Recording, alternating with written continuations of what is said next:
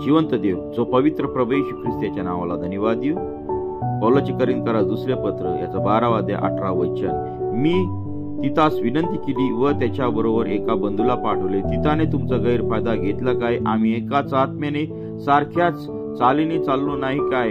तुमच्याशी आम्ही प्रतिवाद करीत आहोत असे इतका वेळ तुम्हाला वाटले असेल, पण आम्ही देवासमक्ष ख्रिस्ताच्या ठाई बोलत आहोत। प्रियजनो, हे सर्व तुमच्या उन्नतीसाठी आहे, कारण मला भीती वाटते की मी आल्यावर जशी माझी अपेक्षा आहे तसे कदाचित तुम्ही मला दिसून येणार नाही, आणि तुमची अपेक्षा नाही तसा मी तुम्हाला दिसून येईन। कदाचित भांडण, तंटे, ईर्ष्या, राग, तट, चाड्या, कानगोष्टी, रुसणे, फुगणे, अव्यवस्था ही मला आढळून येतील। मला भीती वाटते की मी पुन्हा आल्यावर माझा देव मला तुमच्या पुढे खाली पावयास लावेल, आणि ज्यांनी पूर्वी पाप करून आपण आचरलेल्या अशुद्धपणाचा, जार कर्माचा व कामातुरपणाचा पश्चाताप केला नाही, अशा पुष्कळ लोकांविषयी मला शोक करावा लागेल। वाचलेले वचन देवापाशी आशीर्वादित करो।